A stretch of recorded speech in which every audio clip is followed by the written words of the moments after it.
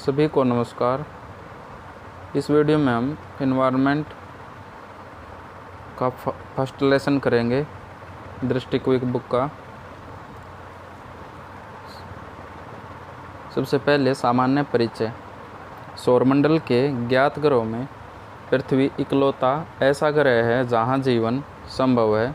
इसका कारण यहाँ का पर्यावरण है। पर्यावरण क्या है, इसकी विवेचना अलग अलग क्षेत्रों में काम कर रहे व्यक्तियों द्वारा भिन्न भिन्न तरीक़ों से की जाती है। भौतिक वैज्ञानिक इसे भौतिक पर्यावरण के रूप में उल्लेखित करते हैं। जीव वैज्ञानिक इसे जैविक पर्यावरण के रूप में देखते हैं तथा इसमें जैवमंडल के जीवित जीवों को सम्मिलित करते हैं। तो वही सामाजिक वैज्ञानिक इसे सामाजिक आर्थिक संगठनात्मक पर्यावरण के रूप में परिभाषित करते हैं। सामान्य शब्दों में पर्यावरण का आशय जैविक एवं अजैविक घटकों एवं उनके आसपास के वातावरण के सम्मिलित रूप से है जो पृथ्वी पर जीवन के आधार को संभव बनाता है। अतः पर्यावरण एक प्राकृतिक परिवेश है जो पृथ्वी पर जीवन को विकसित, पोषित एवं समाप्त होने में मदद करता है। इन्वायरमेंट शब्द, ये शब्द फ्रेंच भाषा के इन्वायरनर शब्द से लिया गया है जिसका अर्थ है घिरा हुआ या घेरना। पर्यावरण संरक्षण अधिनियम 1986 के अनुसार पर्यावरण किसी जीव के चारों ओर घिरी भौतिक एवं जैविक दशाओं एवं उनके साथ अंतःक्रिया को सम्मिलित करता है। पर्यावरण क्या है? क्योंकि मनुष्य प्राकृतिक क्षेत्र से लेकर मानव निर्मित सामाजिक एवं सांस्कृतिक क्षेत्र में रहता है, अतः ये सभी पर्यावरण की रचना करते हैं। प्रकृति में जीव केवल उपयुक्त वातावरण में ही जीवित रह सकते हैं। वे एक दूसरे के साथ पारस्परिक क्रिया करते हैं एवं पर्यावरण के संपूर्ण जटिल कारकों द्वारा प्रभावित होते हैं। पर्यावरण सभी जैविक तथा अजैविक अवयवों का सम्मिश्रण है। पर्यावरण के विभिन्न अवयव एक दूसरे से जुड़े हुए हैं और परस्पर आश्रित रहते हैं। पर्यावरण के कुछ कारक संसाधन के रूप में जबकि दूसरे कारक नियंत्रक के रूप में कार्य करते हैं।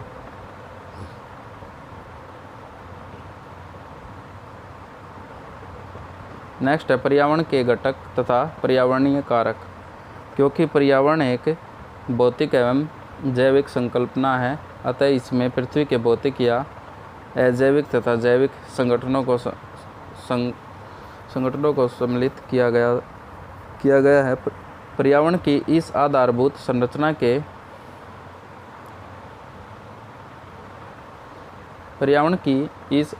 संरचना के आधार पर पर्यावरण को निम्न प्रकार से विभाजित किया गया है। अजैविक या भौतिक पर्यावरण, ये कितने प्रकार के होते हैं? ये 3 प्रकार के होते हैं: जलमंडलीय, वायुमंडलीय और स्थलमंडलीय पर्यावरण। ये पुनः पर्वत पर्यावरण, मैदान पर्यावरण, झील पर्यावरण, हिमनद पर्यावरण, मरुस्थल पर्यावरण में विभाजित होते हैं। और जैविक पर्यावरण 2 प्रकार के होते हैं: वनस्पति पर्यावरण और जंतु पर्यावरण। अजैविक एवं जैविक पर्यावरण। पर्यावरण को वृहद तथा लघु स्तर पर समझा जा सकता है। यह क्षेत्रीय तथा भूमंडलीय जलवायु की प्रवृत्ति तथा स्थानीय सूक्ष्म जलवायु द्वारा प्रदर्शित होता है। भौतिक पर्यावरण को जलवायु की दशाओं जो जैविक समुदाय के लिए विभिन्न प्रकार के निवास क्षेत्र का सृजन करती है उसकी दृष्टि से भी विभाजित किया जा सकता है, जैसे उष्णकटिबंधीय पर्यावरण, शीतोष्णकटिबंधीय पर्यावरण और ध्रुवीय पर्यावरण आदि। भौतिक पर्यावरण के साथ सामंजस्य रखने में सामाजिक तथा आर्थिक पर्यावरण की भी महत्वपूर्ण भूमिका होती है। पर्यावरण के संगठकों को 3 प्रमुख भागों में विभाजित किया जाता है। सबसे पहले भौतिक या अजैविक संगठक। इसके अंतर्गत स्थल, वायु, जल आदि सम्मिलित होते हैं। जैविक में पादप, मनुष्य समेत जंतु तथा सूक्ष्म जीव सम्मिलित होते हैं। नेक्स्ट है ऊर्जा संगठक। सौर ऊर्जा एवं भूतापीय ऊर्जा को ऊर्जा संगठक के अंतर्गत सम्मिलित करते हैं। भौतिक या अजैविक संगठक। भौतिक संगठक के अंतर्गत सामान्य रूप से स्थलमंडल, वायुमंडल तथा जलमंडल को सम्मिलित किया जाता है। इन क्रम से मृदा, वायु तथा जल संगठक भी कहा जाता है। ये तीनों भौतिक संगठक पारितंत्र के उपतंत्र होते हैं। भौतिक वातावरण वायु, प्रकाश, ताप, जल, मृदा तथा कारकों से बना होता है। ये अजैविक कारक जीवों की सफलता का निर्धारण एवं उनकी बनावट, जीवन चक्र, शरीर क्रिया, विज्ञान तथा व्यवहार पर प्रभाव डालते हैं। जीवों के विकास तथा प्रजनन पर जैविक कारकों का भी प्रभाव पड़ता है।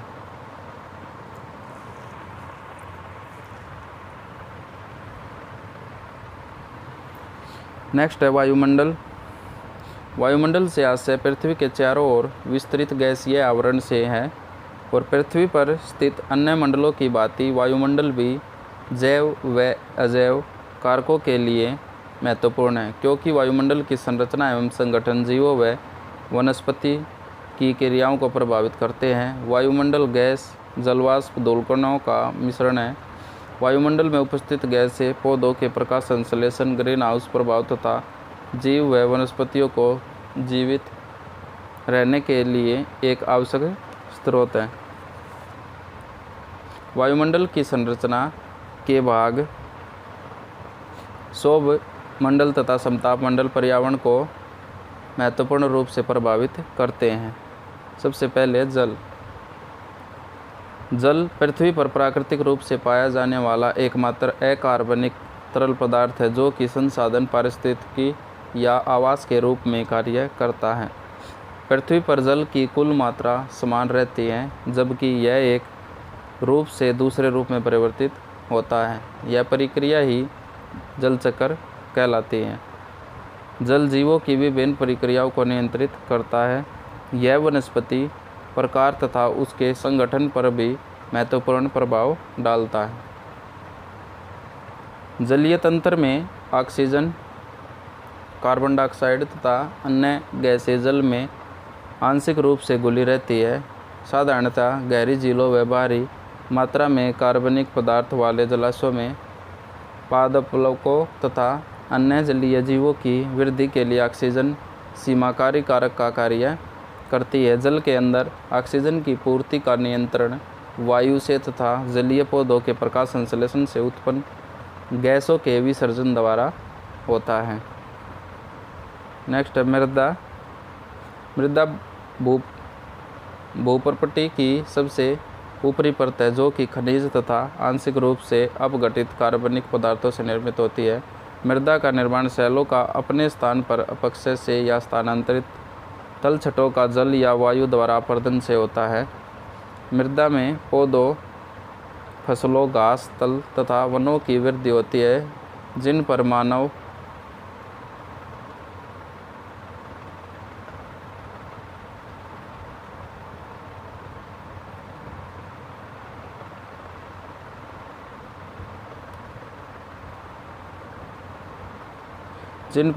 भोजन, वस्त्र, रेशे, लकड़ी तथा निर्माण सामग्री के लिए आश्रित रहता है।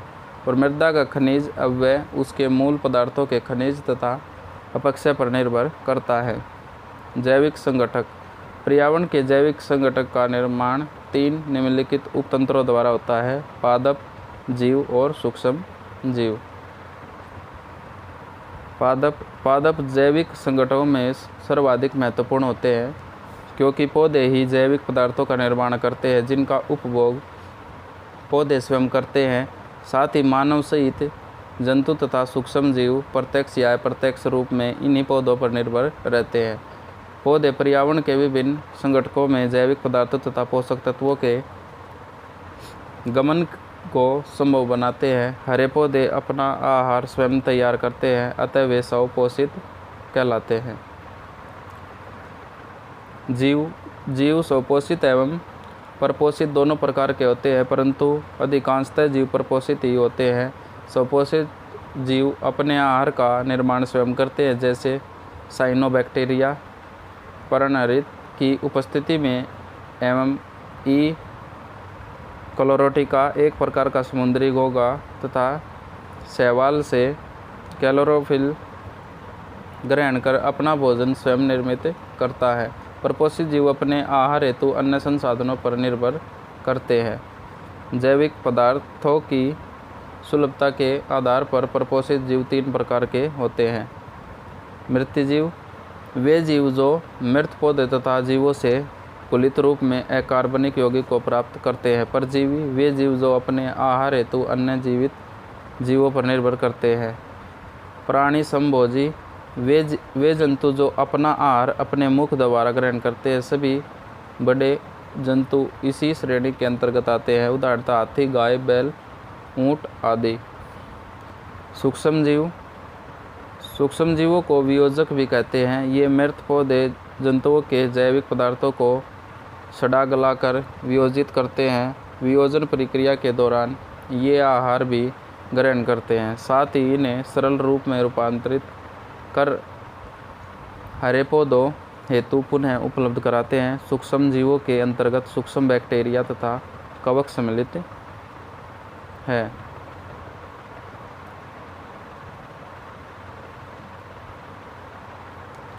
नेक्स्ट है जैविक संगठक। इसके जैविक संगठक सबसे पहले ऊर्जा संगठक। इसके अंतर्गत सौर प्रकाश, सौर विकिरण तथा उसके विभिन्न पक्षों को सम्मिलित किया जाता है। सूर्य से प्राप्त ऊर्जा सौर ऊर्जा कहलाती है, जो विद्युत चुंबकीय तरंग के रूप में होती है, अतः इसे विद्युत चुंबकीय विकिरण भी कहा जाता है। सूर्य की बाह्य सतह की अत्यंत तापदीप्त गैसें नीचे से गर्म होने पर ऊर्जा का उत्सर्जन करती है, जिन्हें फोटोन कहते हैं। पृथ्वी की सतह पर प्राप्त सौर ऊर्जा को सूर्य तप या सूर्य विकिरण कहते हैं। पृथ्वी की क्षैतिज सतह पर पहुँचने वाला सकल सौर विकिरण को भूमंडलीय विकिरण कहते हैं। सूर्य की यह ऊर्जा पृथ्वी के तापमान में महत्वपूर्ण भूमिका निभाती है, जो पृथ्वी के सभी जीवों के क्रियाकलापों एवं भौतिक पर्यावरण को भी प्रभावित करती है। ऊर्जा संगठक के अंतर्गत प्रकाश तथा तापमान को सम्मिलित किया जाता है।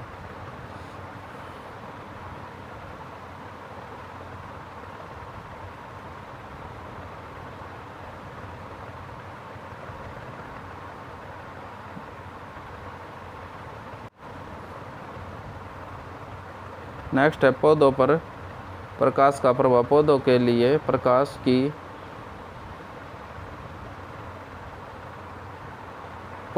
प्रकाश की तरंगदैर्घ्य, तीव्रता और अवधि, दिन की अवधि बहुत महत्वपूर्ण है। अक्षांश तथा दिन के समय के अनुसार प्रकाश की तीव्रता परिवर्तित होती रहती है।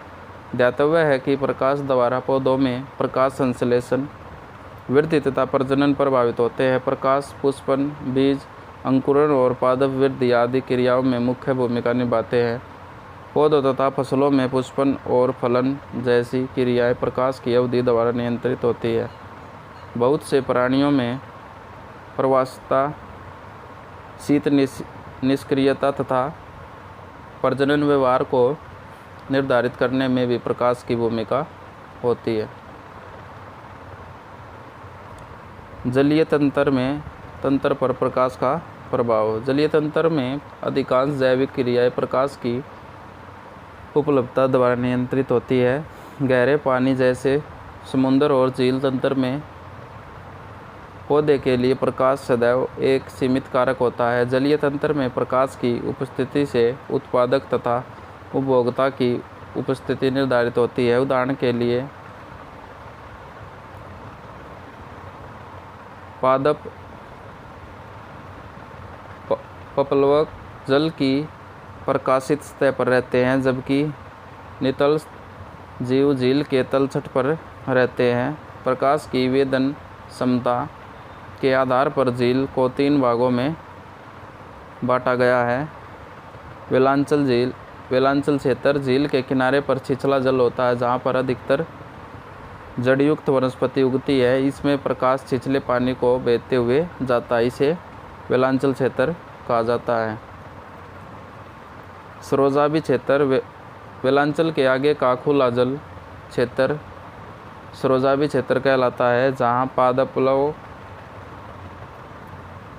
पादपलव प्रचुरता से वृद्धि करते हैं। जल की स्वच्छता के आधार पर इस क्षेत्र में प्रकाश 20 से 40 मीटर तक की गहराई में पहुंच सकता है। नेक्स्ट, गहरा क्षेत्र वह है अंधकार क्षेत्र जहाँ प्रकाश की पहुंच नहीं होती, उसे गहरा क्षेत्र कहते हैं। झीलों व तालाबों की तलीय मिट्टी नितलस्थ क्षेत्र बनाती है, जो कि नितलस्थ जीवों जैसे घोंघा, छलांगों और सूक्ष्म जीवों का आवास स्थल होता है। नेक्स्ट है तापमान। तापमान किसी पदार्थ के गर्म या ठंडा होने का परिणाम होता है। धरातलीय गुण भी तापमान के वितरण को प्रभावित करते हैं। हिमाच्छादित क्षेत्रों द्वारा सौर विकिरण को अधिक परावर्तित किए जाने के कारण इस क्षेत्र में तापमान कम होता है, जिसका प्रभाव यहाँ की वनस्पति एवं जीव जंतुओं पर देखने को मिलता है। जबकि रेतीले क्षेत्र द्वारा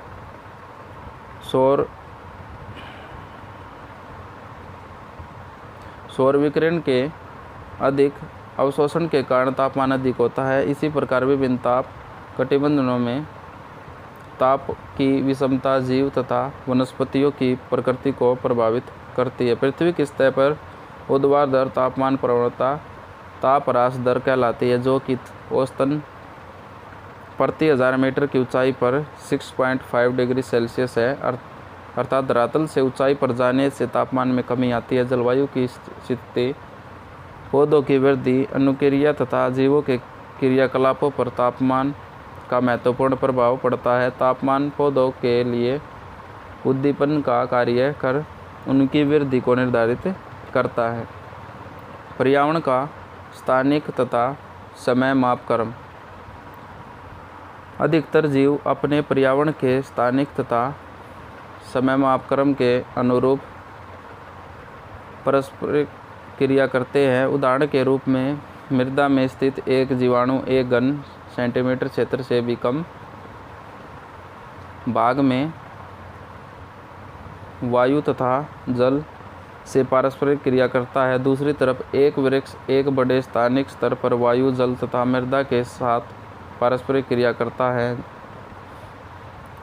जलवायु में परिवर्तन, मृदा प्रकार तथा स्थलाकृति में अंतर के कारण विभिन्न स्थानों का पर्यावरण भिन्न भिन्न होता है। जीवों के क्रियाकलापों द्वारा पदार्थों तथा ऊर्जा के आदान प्रदान से जलमंडल, निचला वायुमंडल तथा स्थलमंडल की ऊपरी सतह प्रभावित होती है। जीवों को बाह्य वातावरण के साथ एक समय सीमा तक, जो कि कुछ मिनटों से दिनों, ऋतुओं या भूवैज्ञानिक समय मापक्रम के लंबे अंतराल तक हो सकता है, उससे जूझना पड़ता है। उदाहरण के लिए जलीय परिवेश में प्रकाश की स्थिति में परिवर्तन होने से कुछ ही दिनों में पादपलकों की संख्या में परिवर्तन हो सकता है। दूसरी ओर स्थलमंडल में यह परिवर्तन धीरे धीरे एक लंबे अंतराल में होता है। स्थानिक तथा पर्यावरण के समय मापक्रम को जलवायु महत्वपूर्ण रूप से प्रभावित करता है। इसके अलावा आवास एवं निकेत भी जीवों व पर्यावरण की अंतःक्रिया को प्रभावित बनाते हैं। जलवायु एक नियत स्थान तथा समय पर वायु के क्षणिक लक्षणों जैसे तापमान, दाब, आर्द्रता, वर्षा, सौर प्रकाश, बादल तथा वायु को मौसम कहते हैं।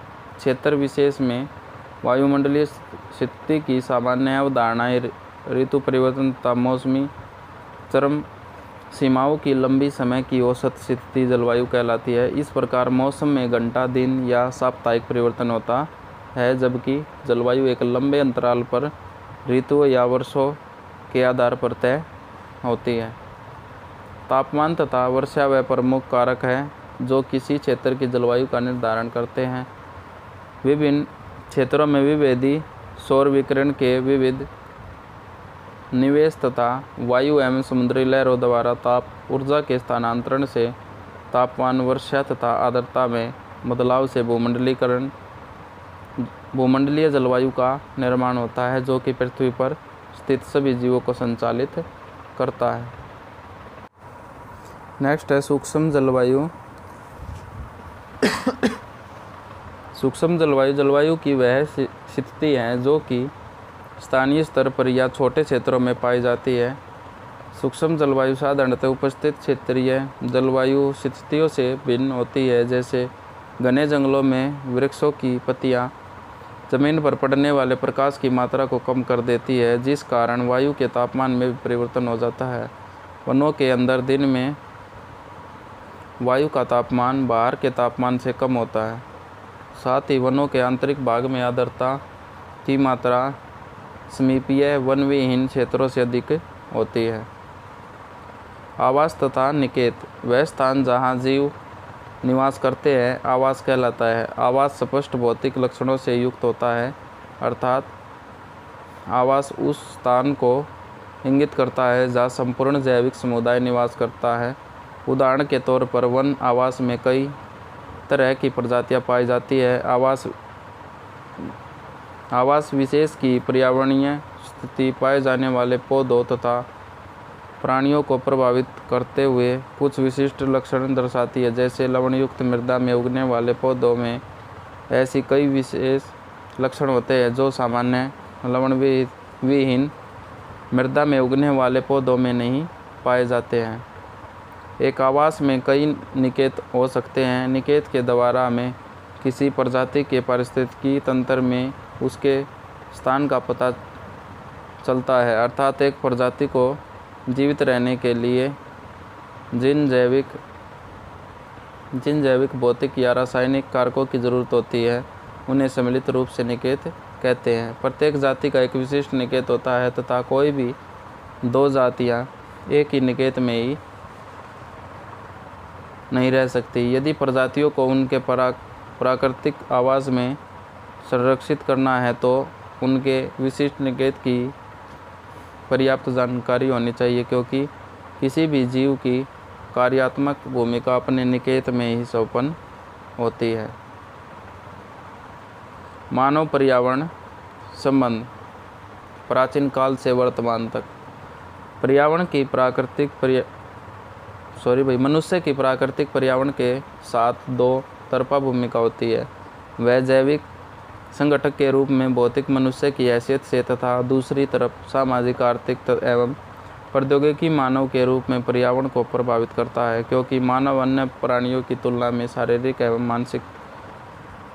मानसिक के साथ प्रौद्योगिकीय स्तर पर भी सर्वाधिक विकसित प्राणी है। अतः वह प्राकृतिक पर्यावरण को बड़े स्तर पर परिवर्तित कर अपने अनुकूल बनाने में भी समर्थ है। प्रारंभ में आदिमानव की भौतिक पर्यावरण की कार्यात्मकता में दो प्रकार की भूमिका होती है, ग्राही तथा दाता। अर्थात मनुष्य भौतिक पर्यावरण से अन्य जीवों के समान संसाधन प्राप्त करता था तथा पर्यावरणीय संसाधनों में अपना योगदान भी करता था। इस प्रकार संस्कृति के विकास के प्रथम चरण में मनुष्य भौतिक पर्यावरण के अन्य कारकों के समान एकमात्र कारक था, परंतु उसके समाज तथा संस्कृति के विकास के साथ उसकी बुद्धि,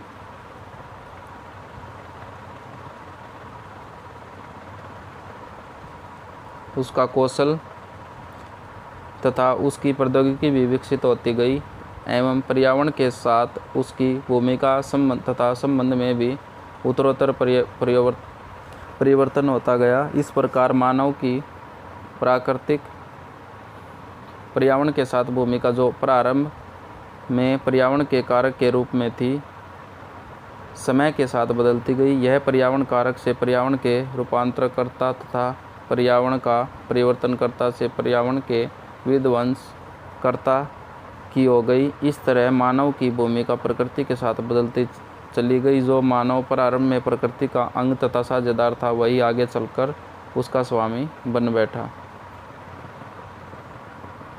मानव पर्यावरण के मध्य बदलते संबंधों का मूल कारण प्रौद्योगिकी ही है, क्योंकि इसी ने प्रागैतिहासिक काल से लेकर वर्तमान के औद्योगिक काल तक मानव पर्यावरण संबंधों में आमूलचूल परिवर्तन किया है। सत्य यह है कि प्रौद्योगिकी चाहे प्राचीन हो या नवीन, समय के साथ मानव पर्यावरण संबंधों में किसी न किसी प्रकार का परिवर्तन अवश्य करती है।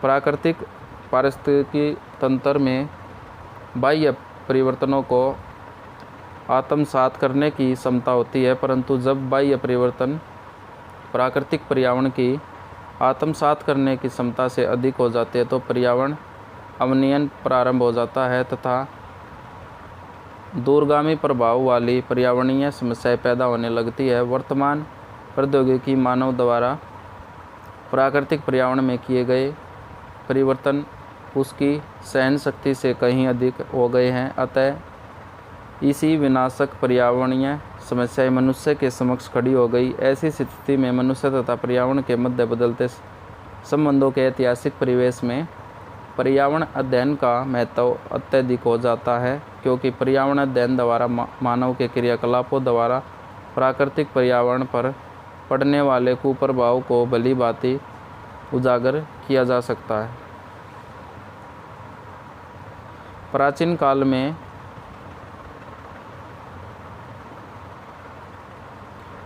काल में मनुष्य तथा प्राकृतिक पर्यावरण के बीच संबंध काफ़ी संतुलित थे, लेकिन समय के साथ मनुष्य के व्यवहार में परिवर्तन, जो कि उपभोक्तावाद को दर्शाता है, के कारण यह संबंधित असंतुलित हो गया।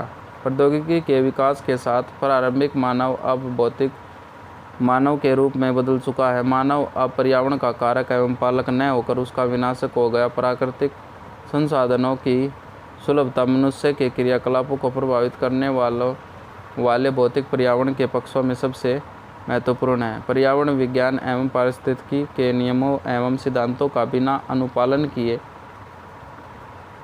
प्राकृतिक संसाधनों का अंधाधुंध विदोहन एवं अनियोजित विकास निश्चित रूप से कई पर्यावरणीय तथा पारिस्थितिकीय समस्याएं उत्पन्न करेगा। इस कारण मनुष्य का अस्तित्व ही खतरे में पड़ सकता है। अतः यह अत्यावश्यक हो गया है कि